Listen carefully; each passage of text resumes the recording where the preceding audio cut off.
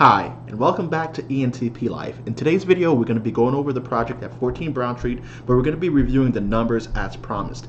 Now, the things that we're going to be reviewing are the cost to acquire, the construction cost and how I break that out, as well as a total deal overview and what numbers you should be shooting for when you're doing deals like this. Now, without wasting any more time, first thing I want you to do is hit that like button. Once you like a video, it helps YouTube's algorithm promote my video further. If you find the information here useful, hit that like button, it really helps out. At any point in this video, treat it like a live stream. Since I am shooting it on a webcam, treat it like a live stream, ask your questions right in the comments. If anything that I go over isn't quite clear and needs further explanation, please leave it in the comment section below. And of course, if you're not already a subscriber, please hit that subscription button, turn off your notification bell so that you can get alerted to whenever I put out new videos. I'm dropping content at least once a week, sometimes even 3 times a week, going over real-time real estate investment and some of my other side projects. So if you want to be alerted to what we're doing here at ENTP Life, you want to make sure that that notification bell is turned on. Now, let's go into the numbers for this project. The first thing that I want to go over are the cost to acquire and what you could see in some of the deals. Now, in this particular deal, it's a cash deal only, so some of the fees here have been omitted. If you see that I do another analysis in the future where I am using hard money, you'll get to see exactly what those fees look like. But for this particular project, we're just going over the fees as they came to be. Now, the first thing that I want you to take note of is the deposit. The deposit was what was put down to secure the asset. Now that deposit amount was $5,008 or $5,008, and that $8 is actually just the charge for producing the certified check that is expected from the attorney. Okay, so I usually put $5,000 down on any deal that I'm offering on because I tend to offer sight unseen, and I tend to be dealing with these very problematic vacant properties, and I like to put as little money down as possible because you may get into a situation where you discover something in the deal that you want to walk away from, and depending on the type of contract that you signed, you may forfeit your deposit. So of course you're going to want to be in for as little money as possible. And on this particular deal, I put down $5,000, and the $8 surcharge was as discussed. Now, another fee that came to be is the attorney and title fees. Now, the attorney and title fees came out to $6,080.24. Now, what's included in that fee? Now, that's my attorney's fees to order the title, to review the contracts, and to attend closing. Now, that's only a small portion of his fees, and I'm not going to discuss what his fee structure is because I do a lot of deals with him, so my fee structure is a little different than maybe some other clients. But you're going to want to negotiate your fees with whatever attorney you're using. New York is one of the states that you have to use an attorney at a closing. I know some of the other states don't have that requirement, but in New York you do. So that's going to cost you anywhere between $1,000 and $2,000 average. The rest of those fees in that $6,000 were the title fees. Now, I know that, once again, in other states, title fees may vary, but in New York, the title company is usually collecting the first tax payments or the tax payments through the end of the year. So New York's property taxes tend to be pretty high, and what you're seeing in that total $6,000 price is the fact that we did collect our taxes, as well as the recording fees and the title insurance costs and the title search fees. So all of that together has been bundled up into one line amount, and that was for $6,080. Now, if we were to go and look at the title bill, which I don't have handy right now, it would break out exactly where the money went in the title bill. Maybe I'll do that in another video. Another fee here is the remaining balance for the purchase. Now, the original purchase price that was negotiated was for $27,000 even, okay? And this deal was a little unique in that it was a contract flip.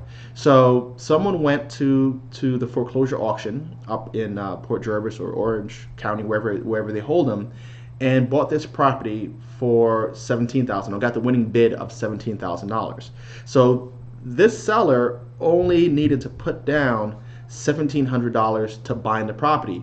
Once they had the property binded at the auction, they immediately listed it for more money, and they're making the spread. So they had the winning bid at 17,000. I came in at 27,000, so they made $10,000 just by having control of that property. Now, some people call this technique wholesaling or contract reassignment, whatever it is, but this is a good strategy for you to start earning some money relatively quick and easy.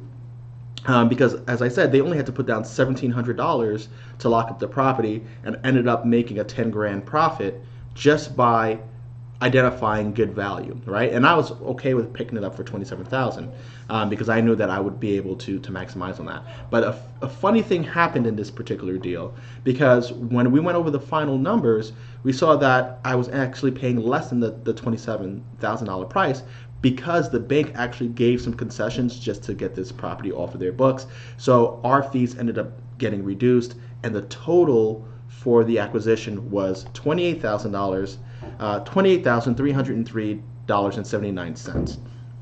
So that was our all-in cost to acquire. Now, the next thing that I want to get into is the cost of construction and how that kind of works itself out. Now, I work a little differently with my contractors because I tend to have a longer relationship with them. And the contractor that's doing this particular deal, I've been working with him since 2009, so a decade now. I have him registered with my company. He has a American Express corporate card that he's able to use to get rough materials. So he more or less functions almost independently. I just tell him what I'm aiming to do and what color scheme I'm going for, and he already knows what materials we're gonna be lining up.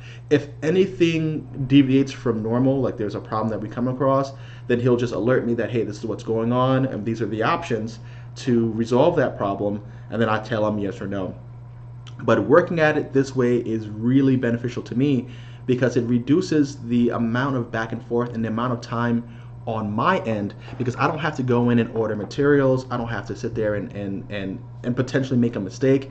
If the contractor is giving you their list of materials to purchase, you can often make a mistake, or they may not be in stock, and then you have to go back to the contractor or go to another Home Depot. So if you have a contractor that either you trust with a spending account or has their own credit scenario set up where they could just go ahead and you're just reimbursing them, those are going to be the best options for minimal disruption. And of course, if you're doing multiple projects like we do here, you want to be able to free up your time and not be boggled down with the details of roughing. This is the material that is going behind the walls. This is the materials that go underneath your tiles. Why do you need to be concerned with that? That's really not your concern. The contractor should be picking that out. So what you'll see here is on the next piece, I have what the material breakdown was for the first 4 weeks or so of construction. And like I said, the very first week, you're dealing with real rough materials, insulation, studs, maybe you're dealing with plywood, and the things that are going to shore up the structure of the house, or the things that people aren't seeing just yet. Garbage bags for loading up the trash, really, really rough things. So first week's expenses were $3,745 and some change. Second week expenses are a little more, and that's because we're starting to get into some of the finished materials. As finished materials, what I'm suggesting is the drywall and plaster, the primer is going to be what I would consider part of the finished materials, because that's starting to be the stuff that you see. The flooring, so we ordered laminate floors from Home Depot for this project because I did run out of what I had in stock, so we ended up going with something that Home Depot had. They're these gray wood look distressed laminate floors, and it kind of looks similar to what I use in some of my other projects. We got the tiles, we got the thin set for the tiles, we got the grout for the tiles, we got the actual paint for the project. So all of that was in this second was in this second materials bill, and that came out to about $4,700. Now, going into the third and fourth week, this amount of $4,000 is kind of broken up into the 2 weeks, and that's the back and forth, getting doors, doorknobs, light fixtures, maybe some more paint, the moldings for the floor moldings and or the base molding and the moldings around the doors that needed to be replaced, and anything that comes up. For this particular job, we had to redo the spindles and the railing for the entire staircase. We had to get new caps for the staircase. We had to get new front doors, rear doors. So those are what went into week 3 and 4's budget. I didn't want to break it down that much because it's going to be a nightmare. You know, $300 door here, $200 door here. I don't think you want to see that level of detail. If you do, let me know in the comment section below. I can do a more detailed review of how much things cost, but that would be a super boring video. But I guess it would be pretty informative as well. Now, another thing, the next item that you see here as far as our construction cost were the kitchen cabinets. Now, the kitchen cabinets came out to $2,400, and the countertops for those cabinets, which are line number 20 or 35 here, came out to $800. Now, I use a company based out of Elmont, New York called Star Kitchen. They're I guess a Chinese importer of cabinets, because their price is, or actually all of the Chinese guys in New York City have the best price, period. You could get even cheaper cabinets if you go into like Flushing or Chinatown, and you might save like $300-400 on your order compared to what you would get at Star Kitchen. But I have a working relationship with them now for about 5 years, so they know my rhythm, and I'm able to just order. I don't necessarily have to put down a deposit. I could just order. They'll get my order together and just make it available to me. So having that relationship helps because it's once again a time saver. But the cabinets cost me $2,400, and the countertops were $800 for a total of $3,200. Now, I did have to use a different shipping company because they don't ship out to Port Jervis. It's too out of the way for their typical routes. So I just hired my own freight company to bring my cabinets up, and it was still cheaper than what I got quoted for cabinets up in Middletown. They quoted me $6,000 for the cabinets alone, not even the countertops, for this particular job. So that gives you a sense of what the disparity is between what I'm getting my cabinets for at Star Kitchen and what I would get them from another supplier. And they're the same cabinets, so go figure. Now, another charge, I guess the next set of charges that we're going to go into are the group of labor charges, right? And I pay my guys on a weekly basis for the crew.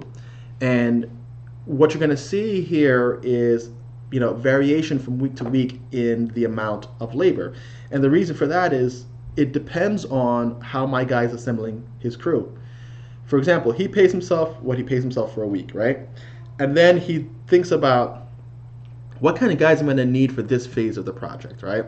If it's the roughing phase, you might be able to get away with just some laborers because you're demoing, you're throwing away trash, you're doing work that's not so precise, at least from the viewer standpoint. It's not so precise, and you don't need a high level of skill in that phase. You just need people who are capable, and you might even have a smaller team dealing with that phase of the construction. So you'll see that the first week's cost were $4,500, and that was for the demo and some of the roughing. The second week's cost were $5,000, right? And that's line number 27. Why is that $5,000? Probably because he had to bring on somebody with a little more skill for installing the tiles or installing the floors, right? Because that's what we were doing around week 2. Some of the laborers might have stayed on just to do the primering and the painting, but I'm sure he had to bring maybe one of his skilled guys in for the week. Week 3, you see that the bill went up to $6,000, right? And the reason for that was he added one more guy to his crew that was skilled and kept the same crew that he was working with for the previous week. So that person's price was probably $200 for the day. Now, like I said, the way that he manages his crew is that he just cares about making his money, right? So if he's making his consistent money for the week, he'll arrange the crew for what he needs to achieve in that week's time, all right? He works a little differently with me. He's not giving me like an all-in bid price, and the only reason I do this with him is, once again, I have him working almost all year round. So, there's no like per project cost. It's just he's working. Sometimes I'll take him off of one project in the middle of the week to get started on something else just because. So I'm able to move my team around in that way. If you're dealing with a contractor who gives you an all-in price, he might still require that you pay him in a similar way, and you're gonna be like, wow, well, why did I pay $6,000 last week and $5,000 this week? And it's because of his crew requirements and how much money he's laying out at that time. That's typically the way that it's gonna work with guys that are gonna be priced properly for flipping real estate. Now the fourth week came back down to $4,500 because that was just more finalization of the work that was there, some touch-ups, not really dealing with as high level of skill because the floors were already in, tiles were down, all of the more skilled work had been done. So now it's just the guys who are cleaning up loose ends and doing the work that remains at that point. Now at the end of this 4 weeks, here's where I am in the project. I would say I'm about 70% done. And the only thing that remains is that my plumber has to do some plumbing work, which I'm about to get into and describe how torturous this plumbing part of the project is going to be. And finishing out the bathroom once the plumber is done, right? Because he has to do his rough plumbing for the bathroom. Then we're just going to close it up, tile it out, bathroom is done. And then upstairs, we just need to carpet. We need to carpet the stairs themselves, going up and downstairs. And then the little basement section, if you check back to the previous video as to where we left off, the little basement section hasn't been touched because the plumber is going to be doing a lot of work down in the basement. So we want him to be out and not kind of dirtying up what we've already done. So that's going to be all that remains for this project. The cabinets are already in, countertops are on, appliances just have to be placed. That's just a 2-hour thing. But we're about 70% done. I would say the bulk of the work is the plumber's work from this point, and then it's like 1 week or like maybe 6-7 days max of work that the carpenter has to do to close out this project. Now, some of the additional costs before we get into the plumbing portion of this project are the garbage containers, water bills, electric bills, property maintenance, etc. These are all small, like incidental charges that really don't have much to do with construction, but they're costs that you're going to have to incur. Garbage you're going to have to cart out, right? That's unavoidable. Property maintenance, the town expects your grass to be cut, right? So you have to pay somebody to come every week or every 2 weeks to cut your grass. So my grass bill for the first cleanup, since the grass was pretty high, and every 2-week mow so far has run me a little over $200. So it's $225 through this point. The water bill, electrical bill, and gas bill will probably just be paid out in the following month because this is just my first month of having services on. So those bills, we can expect them to be low. And then that's it. Now we're going to get into the plumbing portion of this project. Plumbing in a vacant house is always a problem, especially here in the Northeast. What you can expect is that the house wasn't properly winterized when it was foreclosed on. And because it hasn't been properly winterized, there's still water in the pipes. And water, when it freezes, expands and will break your pipes. So you could come in expecting certain things to be damaged and expecting certain things to be replaced, and in most cases you have to replumb the property, right? At least the lines that water run through. Usually the sewer lines are still in good shape. The baseboards usually get cracked or split. The heaters, if they're water heaters, will get cracked as well. If it's a steam boiler, you don't have to worry about that as much because steam dissipates once the heat is not on and there's no longer water in those pipes. Same thing with the boiler. The boiler is less likely to crack. So in this particular house, the good thing is that my heating system is forced air, so there's no cracking going on there, so the heating system's intact. However, the rest of the plumbing in the entire home is shot.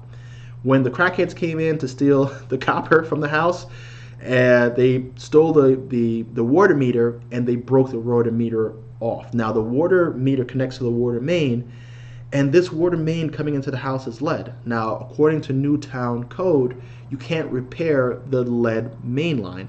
If the lead main line gets damaged, it has to be replaced all the way to the street, right? So that requires you breaking a hole through the foundation, digging out the water main that's outside and out to the curb, cutting the curb line, and cutting into the water main, which is, obviously a huge undertaking. Now, it just so happens that my sewer line is also an old cast iron sewer line. Now, this is something that you found back in the day. This house was built in the early 1900s, and they used cast iron for the sewer lines. Cast iron is going to corrode and rot and deteriorate, right? It's exposed to water, it's underground. Of course, my cast iron sewer line is also dead. In addition to that, when we marked out the gas lines, because obviously you're going to be digging under the house, we discovered that the gas lines were placed in series with the sewer and the water main. So we have to also cut the gas line to the curb and rerun the gas line, because as we're using the little caterpillar digger, if the gas line isn't cut, we run the risk of explosion. So that's just the main services coming in and out of the house. And we have to replumb the kitchen, we have to replumb the bathroom. So the total plumbing bill comes out to $17,000 on this project, which is, a budget buster. I was hoping that my plumbing would be like $8,000, but no. Because of these add-ons for digging out the yard, cutting and redoing the mains to the house and out, it ran my plumbing, to the max side. It's almost the price of installing brand new plumbing in a new construction. It's virtually that. It's actually a little more because it's easier to run in new construction than it is to run existing. So if it was new construction, I probably would have got away with doing the whole thing for 15 grand. So on the spreadsheet, you see that my plumbing deposit on line number 36 is $8,750, which is half of that $17,000 bill. Now the plumber is going to start this actually tomorrow. Today is Sunday, June 23rd, so he's expecting to start the dig up portion tomorrow. Now from here on out, I think I'd say I'd probably finish this project in the next 4 weeks, because I'm at the mercy of the plumber's schedule, right? Until he's all out and done, can I get my next guys in, right? And when my next guys come in to do this project, they're only going to be in for about a week. So I'm giving the plumber about 3 weeks time to finish up his piece, and once he's done with his piece, we're going to get my carpenters in to close out. Now, one thing that I want to touch on that's really cool with flipping houses is I run all of these expenses, except for the labor, through my credit card, and as a result, I'm able to accumulate a ton of points. So I'm doing like 3 to 5 projects a month and accumulating around $25,000 or so in materials per project. So just to give you some perspective, that's at least 25,000 points per property per month. If I'm doing 3 properties, that's 75,000 points. I'm able to fly from New York to Cancun for 16 to 20,000 points and like $80 in taxes. So essentially, for each job that I do, I get a ticket to go to Cancun, Puerto Rico, into the Caribbean somewhere, and get to enjoy myself. And that's actually one of the things I really like, is being able to, get some sort of direct benefit from the projects that I'm doing without having to spend additional cash and being able to get a little bit of respite. So if you're going to be flipping a lot of properties, my advice to you is set up a card with really good rewards, like an Amex Platinum or the Chase Sapphire cards. They give pretty good rewards as well, and you'll be able to accumulate a bunch of points in almost everything that you're doing. And while you're accumulating those points, you're able to either travel more or even offset your cost for a project, okay? Because they allow you to convert those points to cash. So that's just a little quick tip. I personally like to travel. It allows me and whoever I'm traveling with in my family to get our tickets for basically free. Like if I travel to Puerto Rico and I pay 18,000 points, I think the taxes or surcharge is like $11. So I'm getting a round trip flight to Puerto Rico for $11. So that really can't be beat, and it's one of the things that I love about doing construction. Now, if we're going to look at what are the total costs associated with this project, let's take a look at the project overview. Now, we already said that the acquisition price, which is, what is that, line number 7 here, the acquisition price was $28,303.79. Okay, I already went over that. And if you look at the construction cost, right now my all-in construction costs are $50,000, right, and some change. So that brings the project total to $78,544.36. Now we're about the halfway point, not halfway point, we're about 70% done with this project. And I believe that we have like another $20,000 to go in construction. So that's going to bring our total to just about $100,000, right? So here's the key that I want you to take away from this. As of right now, I'm going to switch back to this spreadsheet. As of right now, the project is performing at a deal ratio of 48%, right? Because that's $78,000 divided by the appraised value. Now, based on my recent appraisal of 3 Second Street, 3 Second Street came in at $160,000, right? So I'm guessing that this house, as a bigger house, pretty much the same configuration, is going to come out at about 160 to 165, right? Give or take. Maybe it could even come out a little less depending on how the appraiser swings it. But let's just say it comes out for 150, right?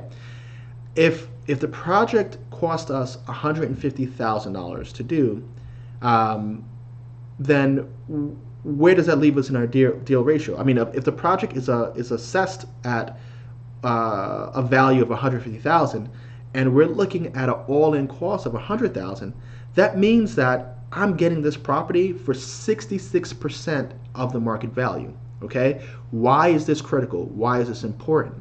It's critical and important because that difference between what you paid for the property and what it is appraising for is really where your profit lives, right? So the bigger the spread in your ratio, the lower the number in that ratio, the more profit there is for you.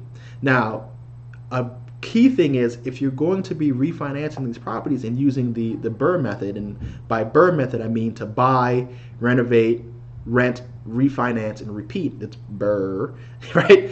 The BRRRR method, really, if you're using the BRRRR method, you really want to be able to have that deal ratio to be under 70%. And the reason for that is most commercial lenders are lending at 30%, at 70% LTV or even 75% LTV. The lenders that I use, Visio will give me 75% LTV loans, but I'm gonna still have about 5% in closing costs, right? In total.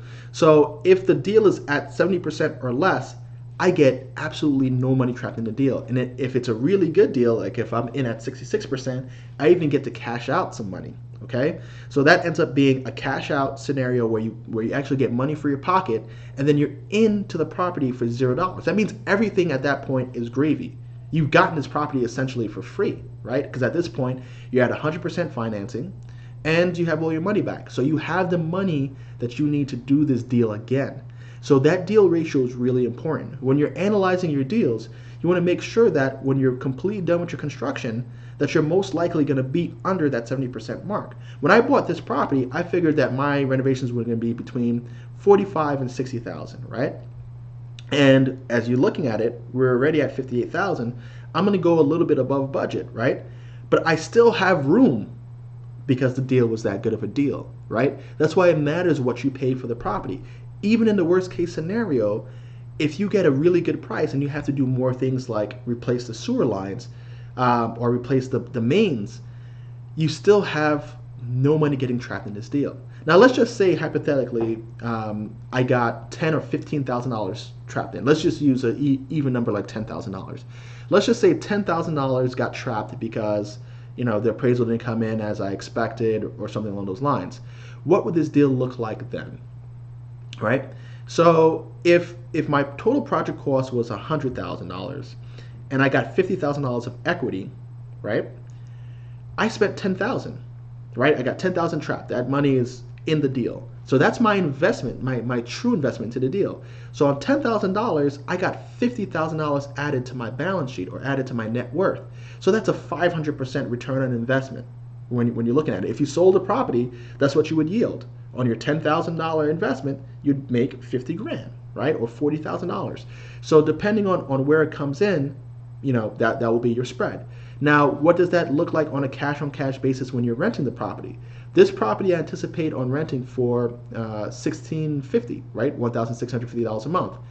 My mortgage payment with taxes, insurance, and what's due to the bank, those three items should cost about $1,000 to $1,100 a month.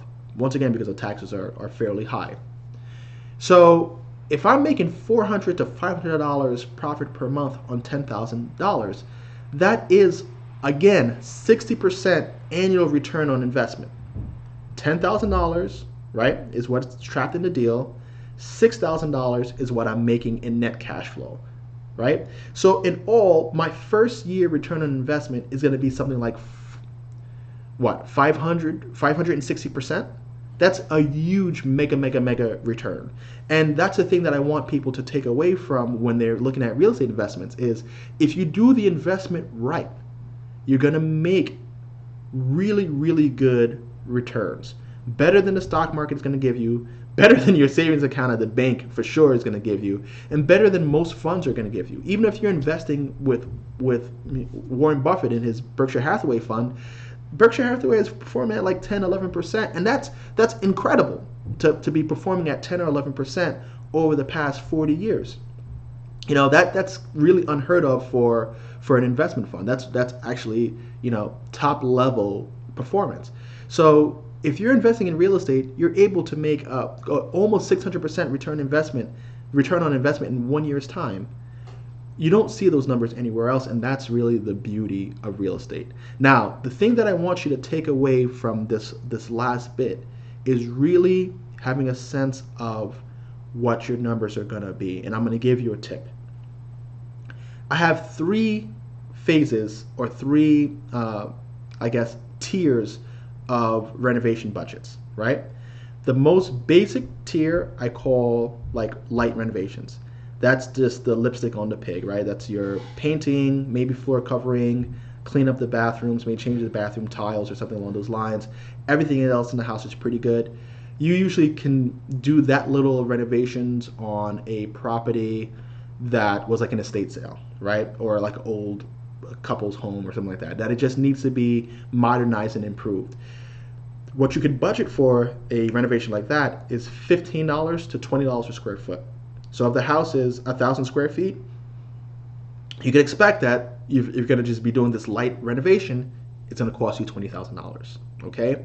The next tier that I have is what I consider moderate. Moderate is going to be like 14 Brown Street, where structurally things are sound, most of the windows are there, the roof is functional, maybe one of the systems or both of the systems, which are electrical and plumbing, are intact. In this particular case, the electrical system was intact, so I didn't have to rewire the house. The walls were pretty much in good shape. They just had to be improved. It wasn't like a complete gut job. that I budget between $30 and $45 a square foot. Now, 14 Brown Street is just under 2,000 square feet, and I'm already at that $30 mark, right? And I said I have like another 20,000 to go. So I think in total, I'll be looking at around a $38 to $40 per square foot renovations cost. So it falls into my moderate range, which I said is like $30 to $45, okay? The final and top range I have for renovations is the gut reno. A gut renovation is when everything is shot. You're gonna need new windows, you're gonna need new walls, new electrical, new plumbing. Everything is coming down to the studs. The studs could be rotted out, so you're gonna be changing those. The roof is gonna have to be replaced down to the sheathing. Siding needs to be redone. Driveway, everything. Once you're looking at that tier, you're looking at anywhere between $60 and $80 a square foot. So if this property was a gut renovation, as I'm describing, right, that I was completely dead, I'd be looking at around $120,000 in renovations costs, which is a lot. In this neighborhood, you can't tolerate it. You can't do a gut renovation on any of these houses in Port Jervis. Even if you got the house for free, it wouldn't even work for my numbers. I'd be spending $120,000, right, on $150,000. I'd be right at the 75% mark. I'd get money trapped in that deal, right? So if I got the property for free, okay, it might be worth it, right? You come in right at the even mark. But if you're paying any kind of money for it, $30,000, $40,000, doing a gut renovation is only going to take you to market value, and you have nothing to work with. So you're going to need to walk the properties and get a sense of, where does this fall? Is this light, moderate, or gut? And depending on what the property values are in that area will determine what is it going to be. Now, if you've enjoyed this video and you've enjoyed the tips and you've learned something, of course, you need to hit that like button. Let YouTube know that this is a valuable video. If you're not already subscribed, once again, smash that subscription button, turn your notifications on, and any questions or any gray area that you have, leave them right in the comment section below. Thank you for joining me at ENTP Life. Take care.